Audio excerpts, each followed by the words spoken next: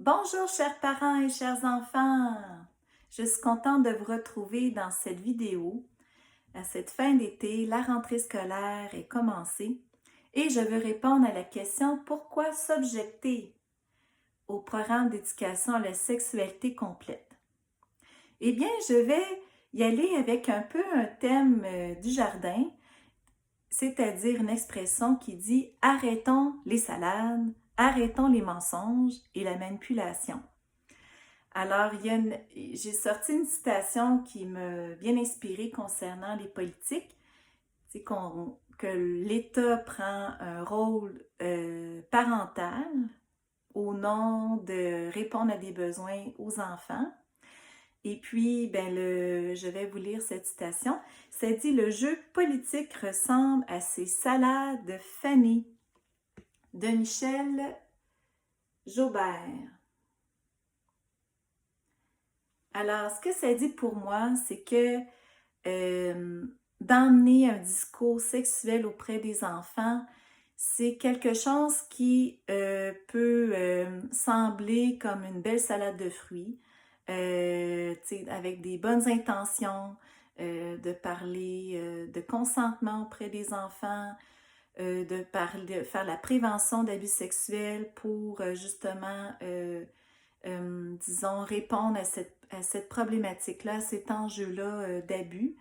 Mais en quelque part, tant qu'à moi, c'est le programme d'éducation à la sexualité complète fragilise l'enfant, le fragilise dans sa propre découverte ou perception de son corps, de ses questions qui peuvent se poser sur son intimité et que c'est comme si on voulait faire en sorte que l'enfance se rétrécisse et que l'enfant devienne de plus en plus responsable de ce de ses décisions, qu'il devienne un peu comme un autocritique ou un enfant qui est capable d'avoir la compétence de faire de la prévention sur protéger son intégrité, de s'affirmer dans ses besoins, de dire non, par exemple, concernant le consentement.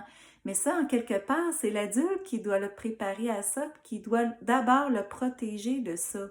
C'est pas une compétence de savoir dire non devant une personne qui a des intentions abusives ou mal. C'est le parent qui doit être là, prévoyant, vigilant et alerte. Puis moi, je me considère alerte à travers ce programme d'éducation à la sexualité complète parce qu'il y a toutes sortes d'incohérences. Alors moi, je dis arrêtons les salades et je vais faire une parabole de la salade en disant que l'idéologie du genre, elle est, comment dire, pernicieuse et elle devient normalisée. Et quand elle s'intègre dans les écoles, dans les classes, et qu'elle elle prend parole à travers les enseignants qui représentent une figure d'autorité, que l'enfant a confiance à son enseignant, eh bien, il y a pour moi un risque de dérapage. Alors, on va commencer tout doucement. On va dire que d'abord, une salade printanière, il y a toutes sortes de bons ingrédients. Alors, tout ça est là. On va mettre une belle laitue fraîche. On va mettre une carotte, des tomates. On va mettre des morceaux de concombre. Puis, on va tout mélanger ça pour que ça soit une salade santé. Pour penser à la santé sexuelle, à la santé du développement psychosexuel de nos enfants pour leur bien-être. Qu'est-ce qu'on met en place avec ce programme d'éducation à la sexualité complète? Eh bien, je vais vous démontrer que prime abord, il y a des bonnes intentions, dans le sens qu'on veut faire en sorte que les enfants, étant donné qu'une problématique qui sont surexposés aux écrans, qui peuvent voir toutes sortes de vidéos qui ne sont pas adaptées à leur âge, que ce soit même des images porno qui peuvent causer des traumatismes. Fait qu'on considère cette problématique-là que les enfants s'éduquent à travers les écrans, puis que le parent est dépassé, qui n'offre pas l'encadrement nécessaire pour justement faire en sorte que l'enfant développe bien ses connaissances, qu'on réponde à ses questions qui sont soulevées au niveau de l'intime, au niveau de la sexualité, selon son développement, selon ses intérêts, ses découvertes et évidemment selon son stade où il est rendu dans l'âge. Alors, au début, ce programme a des belles intentions. Comme je disais au début, on parle de consentement, prévention d'agression sexuelle, la problématique de surexposition des écrans. Mais vous allez voir que c'est loin d'être une salade jardinière santé. Vous allez voir qu'il y a toutes sortes d'incohérences. Alors, la première incohérence que je vais mettre, fait que disons dans notre salade, on va mettre un peu de piment, là, tu sais, pour nous faire un peu réagir, puis voir à quel point que ça peut être inquiétant. Alors, est-ce que j'ai du piment ici? Ben oui, j'ai une belle sauce chili, regardez. Belle sauce chili, on va en mettre un peu, là. Mon chum adore la sauce sriracha. Putain, on va en mettre amplement, là, pour voir globalement la grande incohérence. OK? Alors, ce que ça dit, éducation à la sexualité complète, c'est qu'on considère que le modèle traditionnel du programme d'éducation à la sexualité, basé sur la reproduction, la biologie, la prévention des grossesses et aussi des MTS, les maladies transmises sexuellement, c'est pas suffisant. Alors, quand moi j'étais adolescente, à 13-14 ans, je me souviens d'une infirmière qui était venue en classe nous montrer comment mettre un préservatif sur un pénis. Le beau phallus en bois, puis là, je me rappelle plus s'il fallait pratiquer, mais non, c'était juste une démonstration. Puis c'est sûr qu'il y avait une gêne, mais en même temps, on savait de très bien de quoi il parlait. C'était dans notre développement, disons, psychosexuel ou développement dans notre puberté, dans l'âge normal de se poser ces questions-là. Mais là, ce qu'on dit, dans le document d'orientation de l'UNESCO, je vais vous montrer, puis je vais vous mettre les références dans les commentaires. Alors, je monte, j'ai pris des petites notes. Je ne vais pas tout lire, mais je vais vous lire le titre d'abord. Alors, document d'orientation de l'UNESCO. Regardez la réalité en face. Pourquoi faut-il promouvoir l'éducation complète à la sexualité? Alors, on va aller voir. Parce qu'ils veulent rajouter des thèmes, en fait. Ils veulent rajouter les thèmes qui, avec le lobby LGBT machin, ben, tu sais, on veut mettre vraiment les droits, le genre, tout ce qui est, disons, comportement sexuel. Maman! Oui, Alix? Non, C'est parce que je suis dans ma vidéo, Alix. Non, mais je veux te dire quelque chose. Bon, je t'écoute, Alix. Parce que Laurence a dit arrête, t'es méchante. OK. Puis est-ce que tu peux aller le nommer à papa? Parce que papa est avec vous. Oui, je peux aller le nommer. Oh, merci, Alix. Pourquoi tu prends toujours? Ah, ben là, je suis dans mon décor. Tu peux refermer la porte, s'il te plaît. Bye, bye, Alix. Merci de refermer la porte. Bon! Alors, il y a des portes qui s'ouvrent, il y a des portes qui se ferment.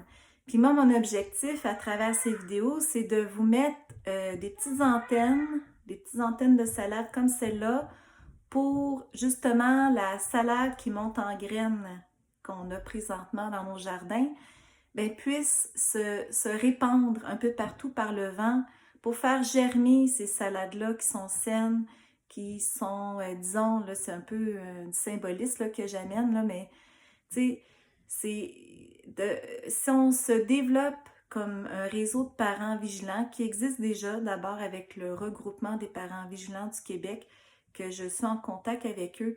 Alors, il faut être critique et de ne pas prendre pour acquis que s'il y a un programme qui est prescrit dans les écoles, qui vient du ministère, que l'État prend un rôle parental au lieu que ce soit les parents qui, normalement, devraient avoir l'autorité ultime et reconnue, bien, il y a un problème. Il y a un problème parce que là, on remet en question le rôle de la famille, les valeurs qui sont transmises par les parents et que les enfants sont les héritiers de ces valeurs-là. Alors, c'est tout un contexte de société qui est vraiment inquiétant et à critiquer. Alors, pour revenir au document d'orientation de l'UNESCO, où on parle de la réalité, pourquoi faut-il promouvoir l'éducation complète à la sexualité, c'est qu'on considère que parler de reproduction, de grossesse, de prévention des maladies transmises sexuellement chez les adolescents puis jusqu'à la vie adulte, ce n'est pas suffisant. Il faut tenir un discours sexuel auprès des enfants dès le préscolaire. Et même par exemple, en France, la scolarisation est plutôt dès 3 ans. Alors, les 8 thèmes pour aller dans l'éducation à la sexualité complète. Alors, ce qu'on dit, relations interpersonnelles, valeurs, droits et culture, genre, violence et sécurité, compétences pour la santé et le bien-être, corps et développement humain, sexualité et comportement sexuel, santé sexuelle et reproductive. Alors ça, c'est les 8 thèmes. Et ces 8 thèmes-là se retrouvent dans le programme d'éducation à la sexualité du ministère de l'Éducation du Québec. Alors, ce que c'est dit, c'est que, par exemple, on dit que, je vais vous montrer la page couverture. Ça, c'est un document qui résume le programme d'éducation à la sexualité qui est destiné aux parents. J'ai mis plein de petits post-it. Le voilà.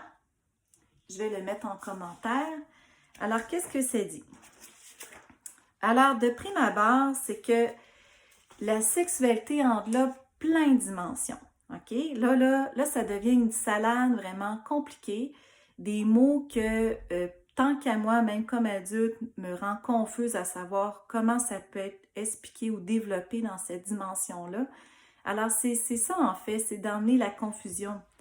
Et quand tu amènes une confusion chez l'enfant, qu'est-ce que ça fait? C'est qu'il se pose des questions qui, naturellement, ne se posent pas.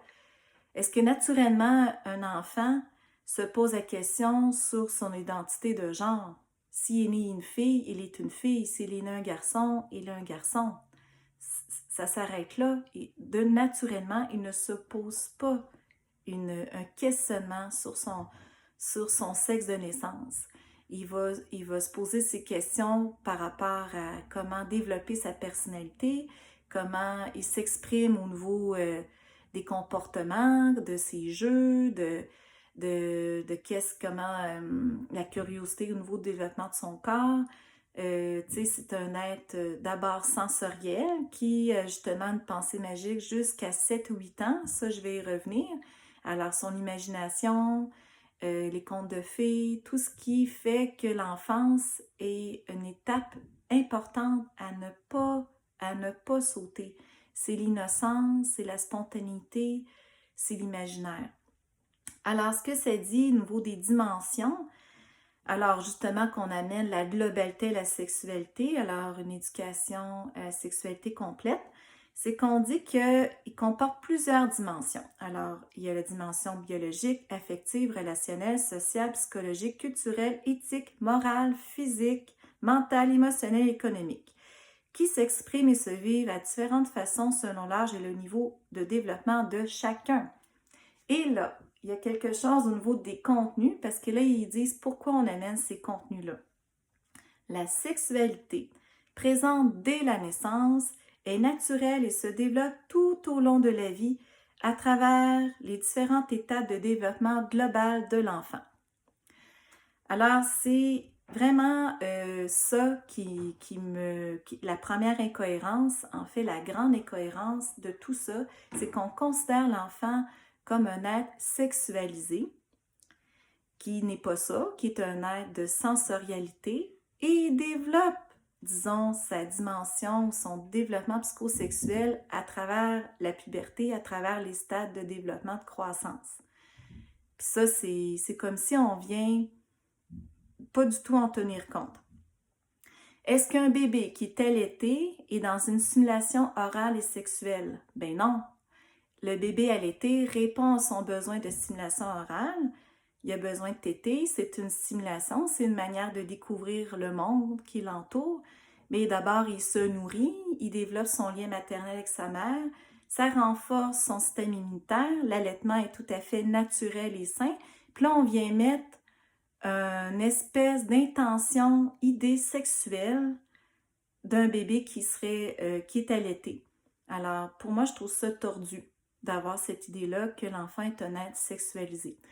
Puis, à travers le programme, une des transgressions que j'ai déjà nommées, c'est que un adulte qui se donne l'autorité parentale, disons, de tenir un discours sexuel auprès d'un enfant, qui normalement, ces questions-là vont être abordées par le parent selon le temps voulu, selon la curiosité ou les questions provenant de l'enfant, dans une relation, disons, respectueuse, de confiance, et que selon la situation qui est démontrée, qui est présente, et évidemment le contexte. Fait que le parent, c'est lui qui est capable de voir les besoins de l'enfant, de répondre à ses questions et d'avoir le don de bien les vulgariser, de bien le présenter. Et c'est ça qui est très troublant, c'est qu'on veut emmener un discours sexuel normalisé, programmé, sans tenir compte des particularités de l'enfant qui peut-être n'est pas rendu là pour, par exemple, nommer les parties intimes, internes et externes, qui se fait dès la maternelle. Alors, allons voir ça. Je ne sais pas si je l'ai dans mon texte, mais ce que ça dit, dès le préscolaire, on va nommer les parties internes et externes. Alors, externe, on va pas juste dire « Ah, la fille a une vulve, le garçon a un pénis ». On va dire « Ah, la fille a une vulve, après ça, un vagin, puis ensuite, interne, on va parler de l'utérus, de l'ovaire, puis le garçon, ben externe, on va parler du pénis, testicule, scrotum. Tu sais, aller dans un vocabulaire technique qui n'est pas adapté, tant qu'à moi, à l'enfant. Parce qu'il n'y a pas, je ne pense pas que naturellement l'enfant a besoin de savoir ces détails-là.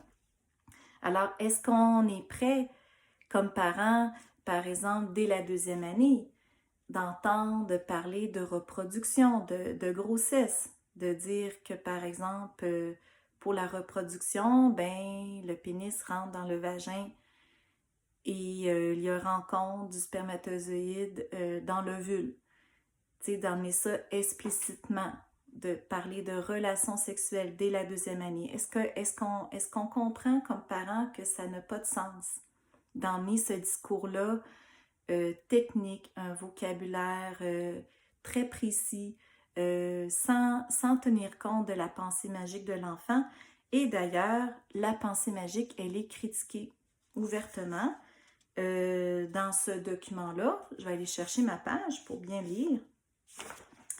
Attendez. Je pense que c'est à la fin, exactement. Alors, dans le thème grossesse et naissance, 2e année, relations sexuelles. Alors, 2e année, 7 à 8 ans. Ce que ça dit? Les jeunes enfants ont toutefois peu de connaissances sur la conception. Plusieurs enfants âgés de moins de 7 ans savent que le bébé grandit à l'intérieur du ventre ou de l'utérus de la mère, mais peu d'entre eux connaissent les mécanismes de conception. Pénis qui entre dans le vagin, rencontre du spermatozoïde et de l'ovule. Les enfants qui n'acquièrent pas de connaissances sur la grossesse et la naissance inventent leur propre explication, souvent basée sur des mythes. Alors là, ici, on a une critique vive de la pensée magique chez l'enfant qui est présente jusqu'à 7-8 ans, puis selon d'autres lectures, ça peut aller jusqu'à 8 ou 9 ans. Cette pensée magique, par exemple, de dire à l'enfant, eh bien, le bébé grandit dans l'utérus de la mère et c'est comme un petit jardin, l'utérus de la maman, une petite graine qui a été plantée dans la terre. Alors, cette histoire-là, qui est remplie de beauté, de beaux symboles, qui respecte l'innocence de l'enfant, eh bien là, on vient carrément dire non, ça, c'est limiter les connaissances de l'enfant. Alors, la pensée magique de l'enfant, ce n'est pas important. Alors, moi, je me sens très inquiète parce que j'ai envie d'expliquer à ma manière, selon les questions de mon enfant, à travers des mots qui peuvent enrichir son imaginaire de manière positive et de respecter justement son innocence. Alors, ça c'est ça.